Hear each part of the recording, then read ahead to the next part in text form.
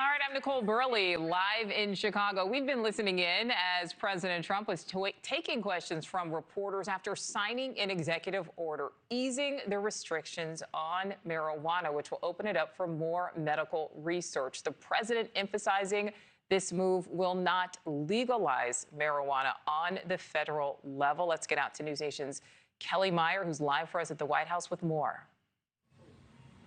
Yeah, hey there, Nichole. So let's first start, as you said, with the executive order that he just signed there in the Oval Office, surrounded by doctors as well as Dr. Oz and RFK Jr. there inside the Oval Office. So this executive order, as you said, it reschedules marijuana from a Schedule 1 to a Schedule 3 controlled substance with legitimate medical uses. So other Schedule 3 drugs you see there, Tylenol, codeine, ketamine. The president saying that it's going to have a tremendously positive impact, he believes, on this reclassification. So this is moving the drug to a lower schedule, but it would not change the fact that it remains illegal for recreational use at the federal level. But this could open the door to more research into marijuana and expanded medical uses. It could also lower the tax burden for state-licensed marijuana dispensaries in the dozens of states that have legalized the drug. The president has also said he has asked Congress to reconsider the classification of hemp-derived CBD to ensure seniors can access CBD products that they have found beneficial for pain and other reasons. There is a group of House Republicans urging the president against this. They were urging him not to reclassify marijuana as a less dangerous drug, but obviously this is something that the president chose to do. He also took some questions in there, as he does, from reporters on a range of topics.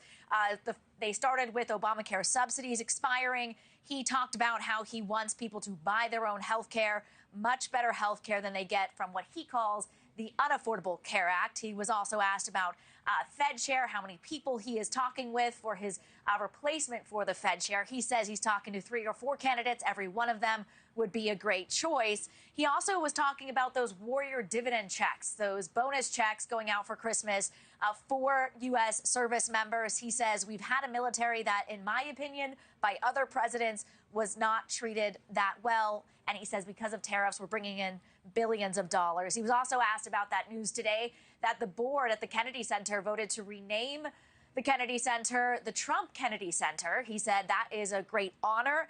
He said they voted unanimously, and I am very honored. On a couple other topics, just what's happening abroad, he did say that they are getting close to something in terms of a Ukraine peace deal. He said, I hope Ukraine moves quickly. He said that Netanyahu would like to see him as he travels to Florida. And he also was asked about whether or not he would seek congressional approval for land strikes on Venezuelan drug cartels. He said, I wouldn't mind telling them. I don't have to tell them. I just hope they wouldn't leak it. But I have no problem doing that. Nichole. Thank you for watching. Subscribe below and download our NewsNation app right now on your phone, and you will get fact-based, unbiased news for all Americans.